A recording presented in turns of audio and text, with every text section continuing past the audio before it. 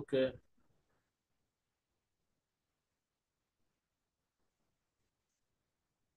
Right. చూడండి, coming to the another important topic in IS 106 is physiological factors, effects and causes accident. Anybody, what is the meaning of physiological factors? What is the meaning of physiological factors? Physiological factors అంటే ఏంటి? Anybody ఎవరైనా చెప్పగలరా? చూడండి, physiological factors అంటే శారీరక పరమైన కారకాలు. శారీరక పరమైన కారకాలు ఏ రకంగా ఆ పర్టికులర్ ప్రమాదాల్లో నెడతాయి అన్నది. చాలా మంది ఇది సైకలాజికల్ ఫ్యాక్టర్స్ అనుకుంటారు. ఇక్కడ సైకలాజికల్ ఫ్యాక్టర్స్ అంటే PSY అని ఉంటుంది, అది కాదు. ఫిజియోలాజికల్ ఫ్యాక్టర్స్ అంటే శారీరక పరమైన కారకాలు, వాటి యొక్క ప్రభావాలు, వాటి వల్ల ప్రమాదాలు ఏ రకంగా జరుగుతాయి అన్నది మన topic. So the meaning of physiological factors is శారీరక పరమైన కారకాలు, వాటి యొక్క ప్రభావాలు, అవి ప్రమాదాలు అవడానికి ఏ రకంగా కారణాలు అవుతాయి అన్నది మన టాపిక్ అన్నమాట. చూడండి, ఇది ఇంపార్టెంట్ టాపిక్. ఇది ప్రీవియస్ పేపర్స్ లో చాలా సార్లు అడిగాడు. Coming to the introduction, physiological factors, effects and causes accidents. Coming to the introduction, the physiological factor include how people feel, their physical health, and their levels of fatigue at the time of learning, the quality of food and drink they have consumed, their age. అంటే ఈ particular శారీరక పైన కారకాల్లో ఏముంటాయి అన్నమాట. శారీరక పరమైన కారకాల్లో ఏముంటాయి చూడండి. Physiological factors include how people feel, అంటే వ్యక్తులు ఏ రకంగా అనుభూతి చెందుతారు. దేర్ ఫిజికల్ హెల్త్, వాళ్ళ యొక్క ఆరోగ్యమైన పరిస్థితి ఏ రకంగా ఉంటుంది. And their levels of fatigue at the time of learning, నేర్చుకుంటున్నప్పుడు వాళ్ళ యొక్క అలసట స్థాయి ఎంతవరకు ఉంది అన్నది కొలుస్తారు. The quality of food and drink they have been consumed, అంటే ఏ రకమైన ఫుడ్ స్టఫ్స్, డ్రింక్ వాళ్ళు కన్జ్యూమ్ చేస్తారు. దేర్ ఏజ్, వాళ్ళ యొక్క వయసు, ఇవన్నీ పరిగణలో తీసుకుంటారు అనమాట. ఇవన్నీ మన ఫిజియోలాజికల్ ఫ్యాక్టర్స్ అంటే శారీరక పరమైన కారకాల కింద వస్తాయి. Coming to the second point, the physiological factors are process that occur inside of the body, typically below field of conscious perception. అంటే ఈ పర్టికులర్ శారీరక పరమైన కారకాల యొక్క ప్రక్రియలు ఇన్సైడ్ బాడీలో జరుగుతూ ఉంటాయి. Typically below in field of conscious perception, అంటే ఆ వ్యక్తికి అర్థం అవుతుంది తన యొక్క శారీరక పరమైన కెపాసిటీ ఎంత, నాకు ఏ రకమైన జబ్బు వస్తుంది అన్నది కాన్షియస్ పర్సెప్షన్ లో ఉండాలి అని అంటున్నాడు. అంటే మేల్కొన్న జ్ఞానాన్ని కాన్షియస్ పర్సెప్షన్ అని అంటారు. సో ఇవి ఇంట్రడక్షన్, ఈ రెండు పాయింట్స్ రాయండి. కమింగ్ టు ది, చూడండి నెక్స్ట్, ఇవి ఇంపార్టెంట్. ఫిజియోలాజికల్ ఫ్యాక్టర్స్ అంటే శారీరక పరమైన కారకాలు అంటే ఏంటి. After studying this section you should understand the impact of the following. అంటే ఈ క్రింద పేర్కొన్న ఫిజియోలాజికల్ ఫ్యాక్టర్స్ నువ్వు స్టడీ చేసావంటే దాని యొక్క ప్రభావం అన్నది నీకు క్లియర్ గా అర్థం అవుతుంది. ఏంటి ఫిజియోలాజికల్ ఫ్యాక్టర్స్? ఇందులో ఏజ్ ఉంటుంది, వయసు, జెండర్, మేలు ఫిమేల్ ఉంటారు.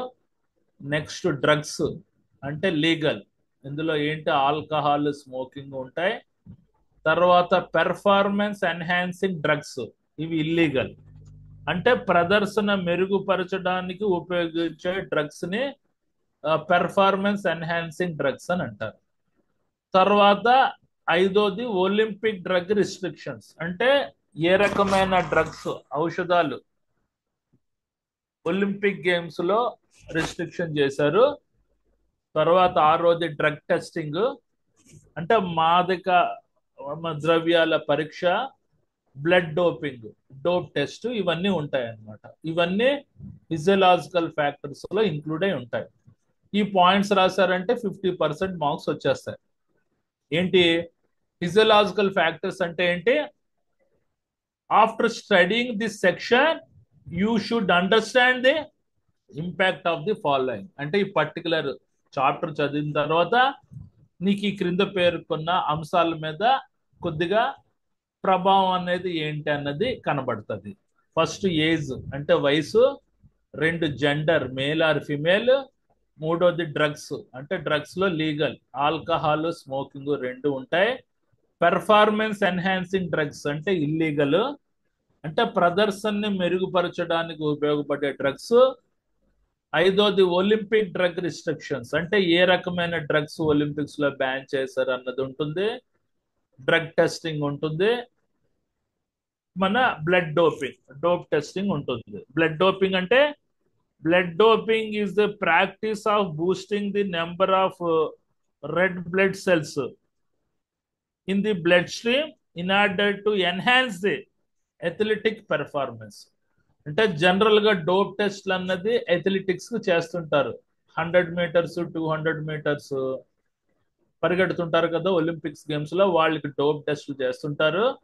అంటే కొన్ని డ్రగ్స్ ఎక్కించుకుంటే వీళ్ళు మనకి రెడ్ సెల్స్ పెరిగిపోతాయి అనమాట. పెరిగిపోవడం వల్ల బూస్టప్ చేస్తుంది. బూస్టప్ చేయడం వల్ల అతను వేగంగా పరిగెట్టగలుగుతాడు. అలాంటి డ్రగ్స్ తీసుకొని పరిగెత్తడం అన్నది బ్యాన్ చేశారనమాట.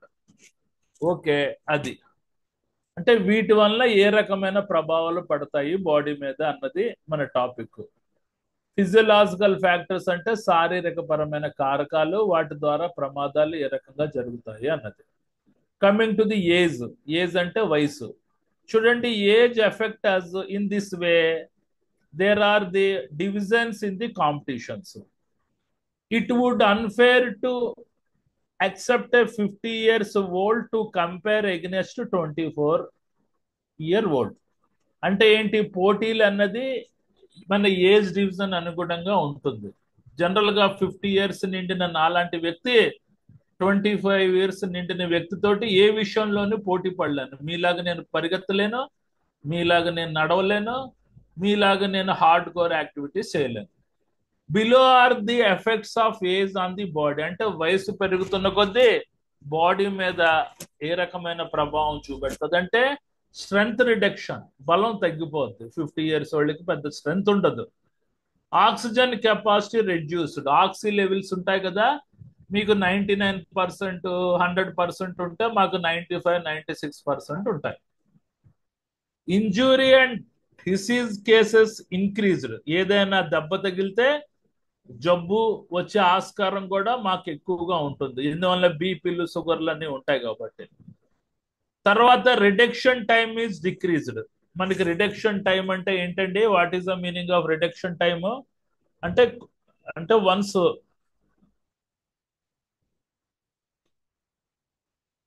మనకి రిడక్షన్ టైం అంటే అంటే సమయం తగ్గిపోద్ది అనమాట. అంటే ఏదైనా డిసీజ్ వచ్చినా ఒకంతట తగ్గదు అని. తర్వాత ఫ్లెక్సిబిలిటీ ఈజ్ ఆల్సో డిక్రీజ్డ్. అంటే 60 ఏళ్ళు మన 50 ఏళ్ళు ఉన్న వ్యక్తికి అంత ఫ్లెక్సిబుల్ ఉండదు, సమయానికి అనుగుణంగా వంగే గుణం ఉండదు అనమాట. అది కాకపోతే ఎక్స్పీరియన్స్, అనుభవం ఉన్నది కొద్దిగా ఎక్కువగా ఉంటుంది. Compare to 50 years old person మీద 20 ఇయర్స్ ఓల్డ్ పర్సన్ మీద 50 ఇయర్స్ వ్యక్తికి ఓన్లీ ఎక్స్పీరియన్స్ ఒక్కటే ఎక్కువగా ఉంటుంది.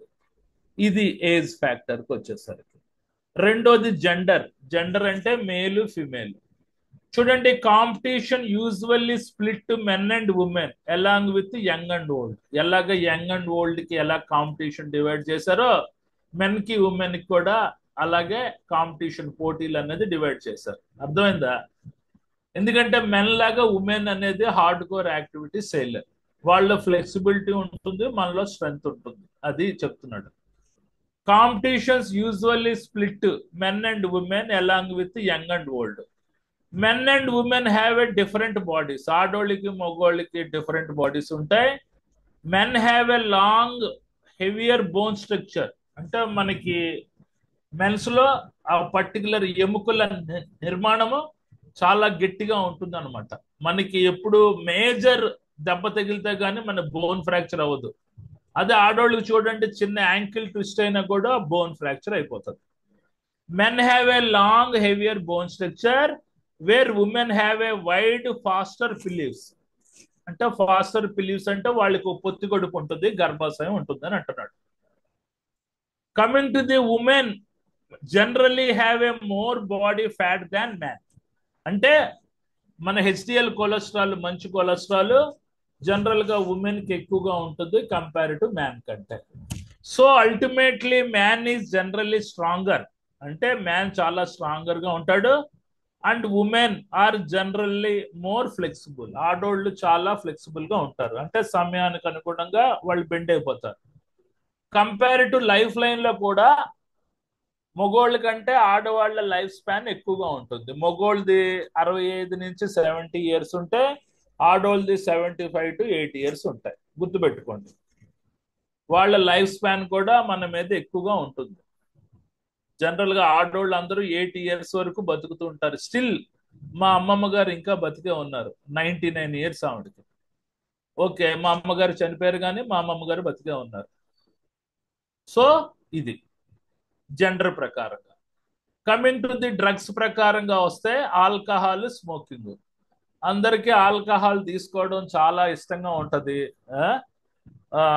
ఏమనంటే రిలీఫ్ అనుకొని ఆల్కహాల్ తీసుకుంటారు. అది అది తీసుకోవడం వల్ల బాడీ చాలా డ్యామేజ్ అవుతుంది.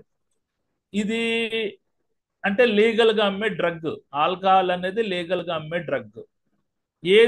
ఏ రకమైన ప్రభావం చూపెడుతుంది అంటే effects coordination, speech and judgement. అంటే మందు తాగినోడు ఎలా మాట్లాడతాడంటే సమన్వయం లేకుండా మాట్లాడతాడు. మందు తాగినోడు ఎట్టి పరిస్థితుల్లో సరైన జడ్జిమెంట్ తీసుకోలేడు. తర్వాత స్లో రియాక్షన్, అంటే వాడికి చెప్పింది ఒక పట్టాన అర్థం కాదు. Makes muscles tired more quickly, అంటే రెగ్యులర్ గా మందు తాగుతున్నాడు 1 గంట సేపు 2 గంటల సేపు కూడా పని చేయలేడు, ఆడికి కండరాలు అలిసిపోతాయి. Coming to the next, eventually damage the liver. ఆడి లివర్ డ్యామేజ్ అవుతుంది, కిడ్నీస్ డ్యామేజ్ అవుతుంది, హార్ట్ డ్యామేజ్ అవుతాయి, కండరాలు డ్యామేజ్ అవుతాయి, బ్రెయిన్ డ్యామేజ్ అవుతుంది. అండ్ డైజెస్టివ్ సిస్టమ్, అంటే జీర్ణక్రియ వ్యవస్థ డ్యామేజ్ అవుతుంది. ఎందువల్ల మందు తీసుకున్నామంటే ఆ పర్టికులర్ మన తలకి డైజెస్టివ్ సిస్టమ్ తీసుకోవడానికి చాలా టైం పడుతుంది. అందువల్ల గమనించండి, మీరు డ్రింక్ చేసుకున్న వాళ్ళకి ఎక్కువగా ఇంత పొట్లు ఉంటాయి. అండ్ ఇమ్యూన్ సిస్టమ్, అంటే ఇది రోగ నిరోధక శక్తి మీద కూడా ప్రభావం చూపెడుతుంది. So better to don't take alcohol. Next smoking ఇంకా ప్రమాదకరమైనది, ఆల్కహాల్ కంటే స్మోకింగ్ ప్రమాదకరమైనది. Causes nose, థ్రాట్, chest irritation. ముక్కు, గొంతుకు, చెస్ట్, గుండె ఇరిటేషన్, ఎప్పుడు దగ్గు వస్తూ ఉంటది. నాకు కూడా స్మోకింగ్ హ్యాబిట్ ఉందిలేండి కొద్దిగా. అదైన తర్వాత makes your short of breath, అంటే నీ ఊపిరి తీసుకోవడం కొద్దిగా కష్టంగా ఉంటది. అదైన తర్వాత increase the risk of developing heart diseases, అంటే గుండె జబ్బు వచ్చే ఆస్కారం ఉంది, లంగ్ క్యాన్సర్ ఊపిరితిత్తులు వచ్చే ఆస్కారం ఉంది, బ్రాంకైటిస్ అంటే ఉబ్బసం వచ్చే ఆస్కారం ఉంది. So every single cigarette damage your body. ఓకేనా? అంటే ప్రతి సిగరెట్ తాగామంటే యావరేజ్ మీద 3 నుంచి 4 నిమిషాలు నీ యొక్క లైఫ్ స్పాన్ తగ్గిపోతుంది అన్నట్టే కూడా. ఇవి మన డ్రగ్స్ యొక్క ప్రభావం. ఇది third physiological factor. Next, performance enhancing drugs, steroids. చూడండి, కొంతమంది స్టెరాయిడ్స్ తీసుకొని కండలు పెంచేస్తారు. లైక్ మన ప్రభాస్ వీళ్ళందరూ ఉన్నారు కదా యాక్టర్స్, వాళ్ళకి అన్ని కండలు ఎట్లా పెరిగిపోతాయి? They are taking some steroids. Okay, coming to the performance enhancing drugs, అంటే ఇవి ఎథ్లెటిక్స్ కూడా వాడతారు. ఎందుకంటే పరిగెత్తడానికి వాటికి ఈ పర్టికులర్ స్టెరాయిడ్స్ అనేది వాడతారు. దీనివల్ల ఇంక్రీజ్ మజిల్ సైజ్, కండలు పెరిగిపోతాయి మనకి. ఎలో యు ట్రైన్ హార్డర్, అంటే ఎంతసేపు పనిచేస్తున్నా బాడీకి అలసట ఉంటుంది అనమాట ఈ పెర్ఫార్మెన్స్ ఎన్హాన్సింగ్ డ్రగ్స్, స్టెరాయిడ్స్ వాడడం వల్ల. తర్వాత ఇది షార్ట్ టర్మ్ ఎఫెక్ట్ కి పర్వాలేదు, కానీ లాంగ్ టర్మ్ లో చాలా ప్రాబ్లమ్స్ క్రియేట్ అవుతాయి. కాజ్ హై బ్లడ్ ప్రెషర్, వీటి వల్ల మనకి బ్లడ్ ప్రెషర్ ఎక్కువ అవుతుంది, హార్ట్ డిసీజ్, గుండె జబ్బు వచ్చే ఆస్కారం ఉంది. అండ్ మే రిజల్ట్ క్యాన్సర్ కూడా వచ్చే ఆస్కారం ఉంది. Women may grow facial and body hair and their voice may be deepen. చూడండి, ఇలాంటి ఉమెన్స్ ఇలాంటి పెర్ఫార్మెన్స్ ఎన్హాన్సింగ్ డ్రగ్స్ వేసుకున్నారంటే వాళ్ళు గ్రో అప్ పెరిగిపోద్ది అనమాట. అంటే 15 సంవత్సరాలకే 20 సంవత్సరాల అమ్మాయిలా కనబడతారు. వాళ్ళ బాడీ పార్ట్స్ యొక్క సైజులు కూడా పెరిగిపోతాయి, హెయిర్ కూడా పెరిగిపోతుంది. కాకపోతే వాయిస్ అనేది వాళ్ళకి అంత స్ట్రాంగ్ ఉండదు. So band by the International Olympic committee ఈ పెర్ఫార్మెన్స్ ఎన్హాన్సింగ్ డ్రగ్స్ ని, స్టెరాయిడ్స్ ని ఐఓసి అన్నది బ్యాన్ చేసింది. ఇది డ్రగ్స్ తీసుకొని వస్తే మనకి డోప్ టెస్ట్ లో అయినా దొరికిపోతాం, లేకపోతే డ్రగ్ టెస్ట్ లో అయినా దొరికిపోతాం. Coming to the number 5, Olympic drug restrictions. అంటే ఒలింపిక్స్ లో ఎలాంటి మెడిసిన్స్ రద్దు చేశారు అన్నది. Okay, the use of the following drugs are restricted by the International Olympic Committee. అంటే ఐఓసి అన్నది ఈ క్రింద పేర్కొన్న డ్రగ్స్ ని బ్యాన్ చేసింది. ఏంటి బ్యాన్ చేసింది? Medicines that లోవర్స్ the heart study rate, shaking hands and reduce anxiety. కొన్ని యాంటీబయాటిక్స్ ఉంటాయి, యాంటీబయాటిక్స్ వేసుకోవడం వల్ల హార్ట్ రేట్ స్టడీ అవడం, హ్యాండ్స్ వణకకుండా ఉండడం, యాంగ్జైటీ అంటే టెన్షన్ ని కంట్రోల్ చేసే మెడిసిన్స్ బ్యాన్ చేసింది. ఎందువల్ల? అలాంటి టాబ్లెట్స్ వేసుకొని ఏదైనా గేమ్స్ ఆడారు అనుకో, వాళ్ళు ఫ్రీగా ఆడతారు.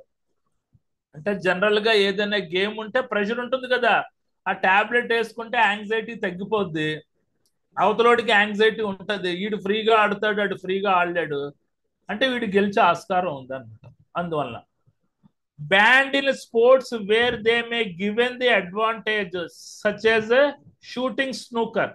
అంటే స్నూకర్ గేమ్స్ ఉంటాయి కదా, క్యారమ్స్ లాంటిది, బాల్స్ ని కన్నాల్లో కొడుతుంటారు. అలాంటి గేమ్స్ లో కంపల్సరిగా ఈ పర్టికులర్ మెడిసిన్స్ అనేది బ్యాన్ చేశారు.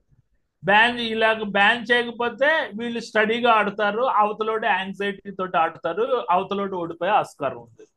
ఇది ఎలా తెలుస్తుంది అంటే మనకి డ్రగ్ టెస్ట్, డోప్ టెస్ట్ ద్వారా కూడా ఇవి మనకి కనబడిపోతాయి. So medicines that lowered heart study, shaking hands and reduced anxiety medicines ని స్నూకర్ లో బ్యాన్ చేశారనమాట. ఇది క్లియర్ గా రాయండి. Now you are okay. Next 6వది డ్రగ్ టెస్టింగ్. అంటే డ్రగ్ టెస్టింగ్ ఏ రకంగా చేస్తారంటే, ఏ drug test looks for presence of one or more illegal prescription drugs in your urine, blood, saliva and hair. అంటే నువ్వు ఏ రకమైన ఇల్లీగల్ డ్రగ్స్ వేసుకున్నావు అన్నది నీ యూరిన్ శాంపిల్ తీసినప్పుడు, నీ బ్లడ్ శాంపిల్ తీసినప్పుడు, సాల్వా అంటే లాలాజలం ఉమ్ము తీసుకున్నప్పుడు, ఎయిర్ తీసుకున్నప్పుడు క్లియర్ గా కనబడిపోతాయి.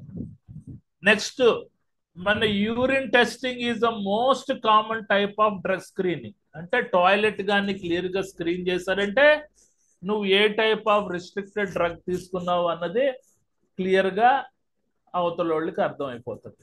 తర్వాత dope test, blood doping.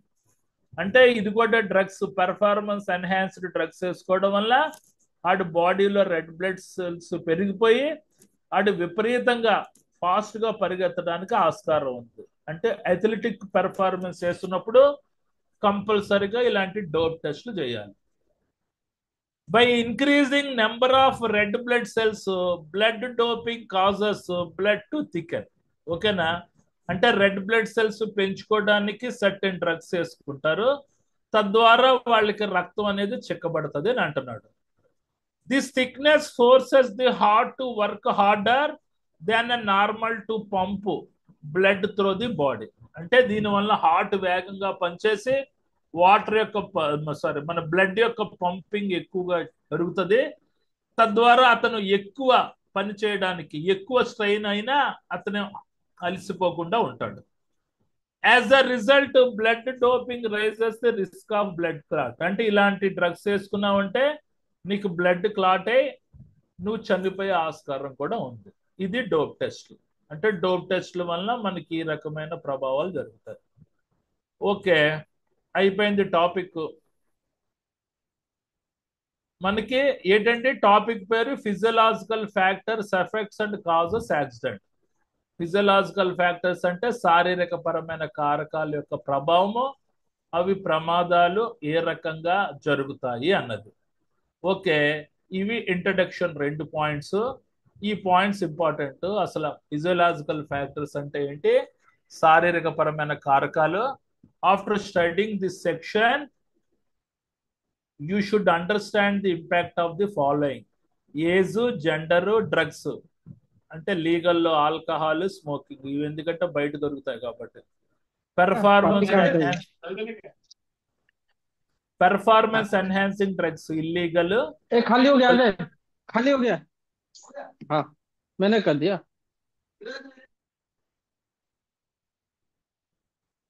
Next the Olympic drug restriction, drug testing, dope testing. ఇవి వీటిని ఫిజియలాజికల్ ఫ్యాక్టర్స్ అని అంటారు. చూడండి, ఒక్కొక్క దానికి పాయింట్స్ ఇచ్చాను. ఏజ్ కి పాయింట్ ఇచ్చాను, జెండర్ కి పాయింట్ ఇచ్చాను, డ్రగ్స్ కి పాయింట్స్ ఇచ్చాను, తర్వాత పెర్ఫార్మెన్స్ ఎన్హాన్సింగ్ డ్రగ్స్ కి, స్టెరాయిడ్స్ కి కొన్ని పాయింట్స్ ఇచ్చాను, ఒలింపిక్ డ్రగ్ రిస్ట్రిక్షన్స్ కి కొన్ని పాయింట్స్ ఇచ్చాను, తర్వాత డ్రగ్ టెస్టింగ్, మన డోప్ టెస్టింగ్ కి పాయింట్స్ ఇచ్చాను. సరే, can I go for another topic are can I repeat this same topic?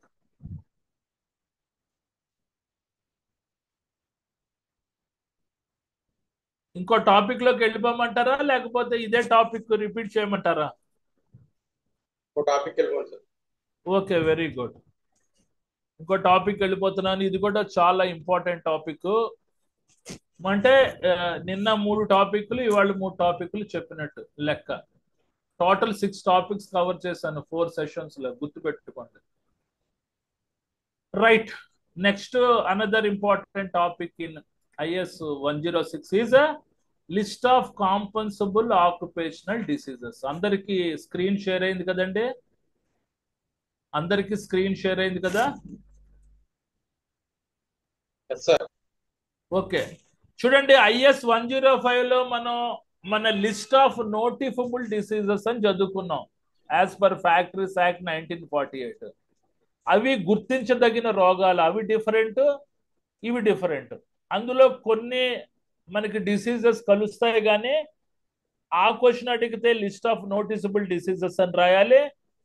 List of compensable occupational disease అని అడిగితే మనకి ఇవి రాయాలి. ఇవి ఐఎస్ 106 లో వస్తాయి.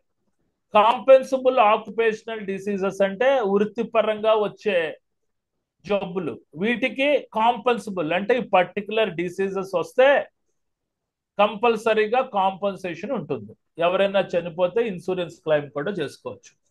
వీటిని లిస్ట్ ఆఫ్ కాంపెన్సబుల్ ఆక్యుపేషనల్ డిసీజెస్ అని అంటాం. ఓకే, చూడండి, మొత్తం ఎన్ని ఉన్నాయి?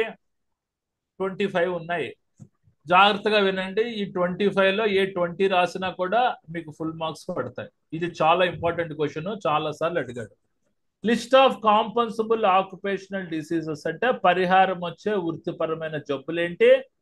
Cancer of the cancer of the epithelial lining of the bladder. Bladder అంటే ఏంటండి మీకు? చూడండి, మన మన యూరిన్ పాస్ అవుతుంది కదా, నెంబర్ 1 నుంచి నెంబర్ 1 అంటే మన కిడ్నీ నుంచి మనకి పెనాస్ కి పాస్ అయ్యే మార్గంలో క్యాన్సర్ రావడం అన్నమాట. Cancer of the epithelial lining of the bladder, ఇది ఒక ఆక్యుపేషనల్ డిసీజెస్. తమ్ముడు, epithelial lining of the bladder అంటే it is organ in the body that holds the urine after it passes through kidneys. ఆ particular area cancer రావడం అనేది occupational diseases.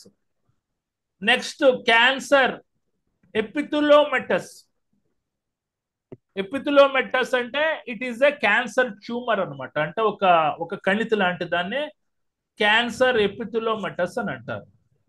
అదైన తర్వాత ఉన్నాయండి మరి గుర్తు పెట్టుకోవాలండి. అది నాకే చదవడం ఇబ్బందిగా ఉంది. సెంటెన్స్ ఫార్మ్ ఈజీగా ఉందండి, అర్థం అవుతుంది, కానీ ఆ టెర్మినాలజీ కొన్ని టర్మ్స్ మాత్రం. మరి ఏం చేద్దామండి, ఇలాంటివి అడుగుతూ ఉంటాడు. తర్వాత క్యాట్రాట్. క్యాట్రాట్ అంటే ఏంటంటే మనకి ఐ డిసీజెస్. అంటే కళ్ళల్లో శుక్లాలు వస్తాయి కదా, క్యాట్రాక్ట్ ఆపరేషన్స్ అవి, అది కూడా కాంపన్సబుల్ ఆక్యుపేషనల్ డిసీజెస్. తర్వాత డెఫ్నెస్ అంటే చెవుడు రావడం, అంటే మనకి నాయిస్ లెవెల్స్ 95 డెసిబల్స్ కి ఎక్స్పోజ్ అవుతే హీరింగ్ ప్రొటెక్షన్ లేకుండా ఈ రకమైన జబ్బు వస్తుంది, దాన్ని డెఫ్నెస్ అని అంటారు. తర్వాత డీకంప్రెషన్ సిక్నెస్. డీకంప్రెషన్ సిక్నెస్ అంటే ఒత్తిడి సంబంధించిన జబ్బు, అంటే ఎక్కువ ప్రెషర్ తీసుకుంటే ఈ పర్టికులర్ డీకంప్రెషన్ సిక్నెస్ అని వస్తుంది. తర్వాత ఆరోది ఏంటి, డెర్మటెటిక్స్. డెర్మటెటిక్స్ అంటే చర్మ సంబంధించిన వ్యాధి, స్కిన్ డిసీజెస్ ని డెర్మటెటిక్స్ అని అంటారు. నెంబర్ 7 ఏంటి, ఇన్ఫెక్షన్స్. ఇన్ఫెక్షన్ అంటే అంటువ్యాధులు. ఒకటి ఆంథ్రాక్స్, 2 బ్రుసిలోసిస్, 3వది గ్లాండర్స్, 4వది ర్యాబిస్, 5వది కులోమియా, 6వది ఈక్వెన్ ఎన్సిఫిలోమిటిలిసిస్. ఇవన్నీ ఇన్ఫెక్షన్స్ అన్నమాట. ఈ 7th డిసీజెస్ క్లియర్ గా రాయండి. 7th అంటే మనకి ఇన్ఫెక్షన్స్. ఇన్ఫెక్షన్స్ లో ఏంటి, ఆంథ్రాక్స్, బ్రుసిలోసిస్, గ్లెండర్స్, ర్యాబిస్, తులోమియా, ఈక్వెన్ ఎన్సిఫిలోమిటిలిసిస్, అంటే ఇవన్నమాట. ఆంథ్రాక్స్ అంటే దొమ్ము వ్యాధి, అంటే అడ్డమానే మాంసం చెత్త చెదారం తింటే ఈ పర్టికులర్ ఆంథ్రాక్స్ అనేది వస్తుంది. ఓకే, జనరల్ గా కుక్కలకి వస్తుంది. అదైన తర్వాత బ్రుసిలోసిస్ అంటే కుక్కల నుంచి మనకు కూడా రావచ్చు. తర్వాత బ్రుసిలోసిస్. తమ్ముడు బ్రుసిలోసిస్ అంటే ఏంటి, it is the toxic fever occurred from the animals, అంటే జంతువుల నుంచి వచ్చే విషపూరితమైన జ్వరాన్ని మనం బ్రుసిలోసిస్ అని అంటారు. అదైన తర్వాత glanders. What is the meaning of glanders అంటే ఇట్ ఈస్ గ్లాండర్స్ అంటే సారీ, గ్లాండర్స్ అంటే it is the infection from the horse and crow, అంటే మన కొవ్వు నుంచి హార్స్ నుంచి వచ్చే అంటువ్యాధుల్ని గ్లాండర్స్ అని అంటారు. తర్వాత ర్యాబీస్ అంటే చూడండి, ర్యాబీస్ కుక్కల్లో వస్తుంది. ఓకే, అదైన తర్వాత తులోమియా. మనకి తులోమియా అంటే ఏంటి, ఇట్ ఈస్ ఏ ప్లేగు వ్యాధి. ప్లేగు వ్యాధిని తులోమియా అని అంటారు. తర్వాత ఈక్విన్ అంటే మనకి జనరల్ గా ఎలకల నుంచి వస్తుంది. తర్వాత ఈక్విన్ ఎన్సిఫిలోమిటిలిసిస్ అంటే ఏంటి, ఇది it is a fatal infection caused due to inflammation of brain, అంటే ప్రాణాంతకమైన మెదడు వ్యాధిని, అంటే ప్రాణాంతకమైన వ్యాధి ఇది, మెదడు ఉబ్బడం వలన వచ్చే వ్యాధిని ఈక్విల్ ఎన్సిఫిలోమిటిలిసిస్ అని అంటారు. ఓకే, నెక్స్ట్ మైట్ డెర్మటెటిక్స్ అంటే లైట్ మన చర్మ సంబంధించిన వ్యాధి, తామర, గజ్జి లాంటివి. తర్వాత అయనైజేషన్ రేడియేషన్ డిసీజెస్. ఇది వీటి సంగతి మీకు తెలిసిందే, మొత్తం బాడీలో ఉన్న పార్ట్స్ అన్ని డ్యామేజ్ అవుతాయి. తర్వాత న్యూమోకొనిసిస్. న్యూమోకొనిసిస్ అంటే మనకి అంటే బొగ్గు కార్మికులు అంటే దుమ్ము ధూళి చేరి ఊపిరితిత్తులు దెబ్బతినే రుగ్మతని న్యూమోకొనిసిస్ అని అంటారు. అంటే జనరల్ గా అగ్రికల్చర్ ప్లాంట్స్, ప్లాంటూన్స్, తోటల దగ్గర ఇలాంటివి అవుతుంటాయి.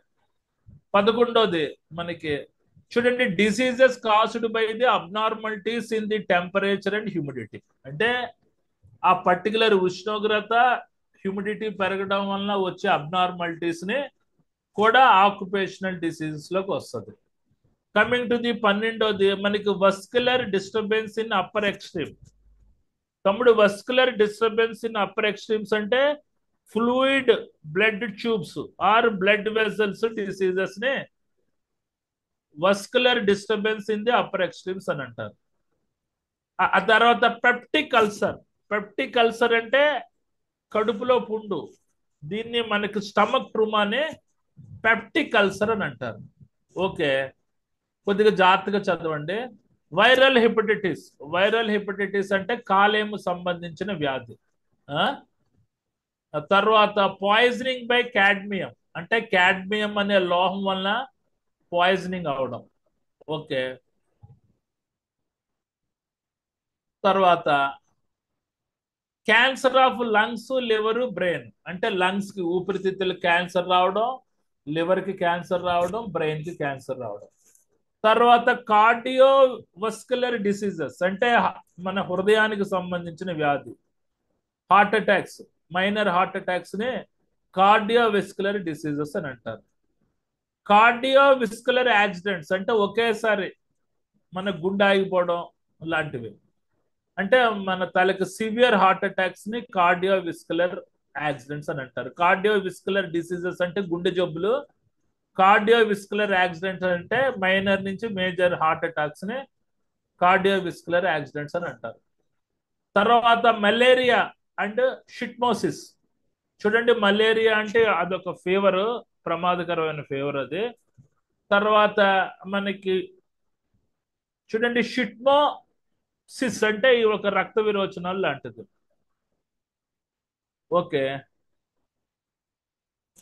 తర్వాత నిమోనియా.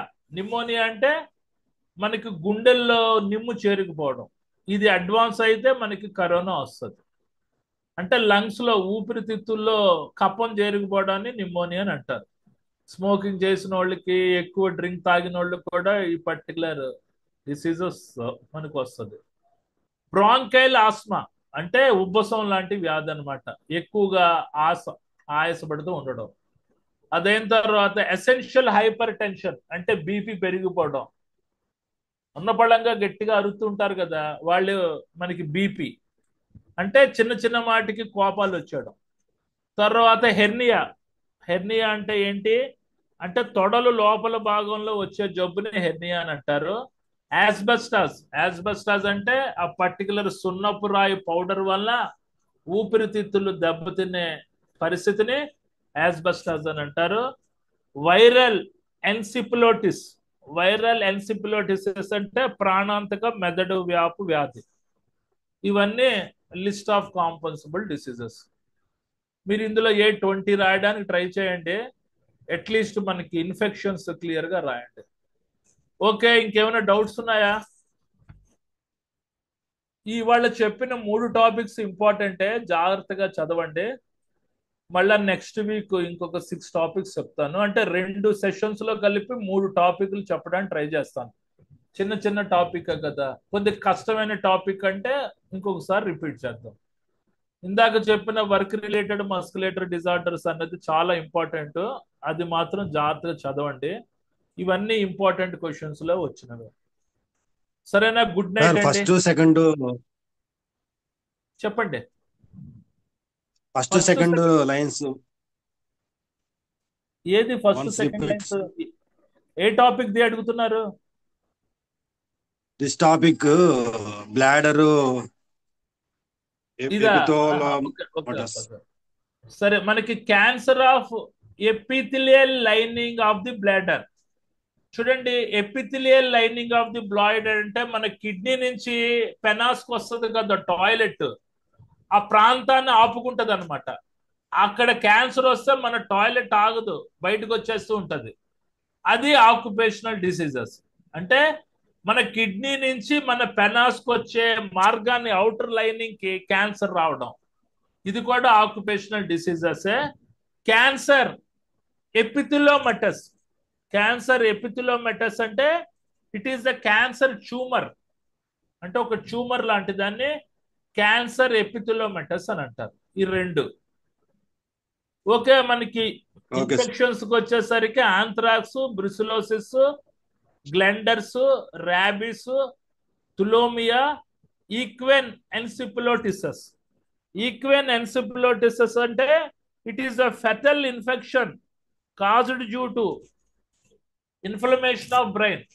అంటే బ్రెయిన్ వాయడం వల్ల, వాచిపోవడం వల్ల వచ్చే ప్రాణాంతకమైన వ్యాధి. ఆంథ్రాక్స్ అంటే దొమ్ము వ్యాధి. మనకి బ్రుసిలోసిస్ అంటే చూడండి, it is a toxic fever occurred from animals. అంటే యానిమల్స్ నుంచి వచ్చే విషపూరితమైన జ్వరాన్ని బ్రుసిలోసిస్ అని అంటారు. గ్లెండర్స్. గ్లెండర్స్ అంటే it is infection from horse, కొవ్వు నుంచి వచ్చే ఇన్ఫెక్షన్స్ ని గ్లెండర్స్ అని అంటారు. ర్యాబీస్. అంటే మన ర్యాబిస్ వ్యాధి సోకిన కుక్కలు కానీ పిల్లులు కానీ ఎలకలు కానీ కరిస్తే వస్తుంది. తర్వాత తులోమియా. తులోమియా అంటే మనకి ఇది ఒక ప్లేగ్ వ్యాధి, ఇది కూడా ఎలకల నుంచి వస్తుంది. ఈక్వెన్ ఎన్సిఫిలోమిటలిసిస్. ఈక్వెన్ ఎన్సిఫిలోమిటలిసిస్ అంటే it is a fatal infection caused due to inflammation of brain. Okay, right, అయిపోయింది. చూసుకోండి, ఇవి మొత్తం ఎన్ని 25 ఉన్నాయి, మీరే 21, 22 రాసేటట్టు చూడండి, ఫుల్ మార్క్స్ పడతాయి. ఓకేనండి, గుడ్ నైట్ ఎవ్రీవన్. ఇంకా 1 మినిటే ఉంది.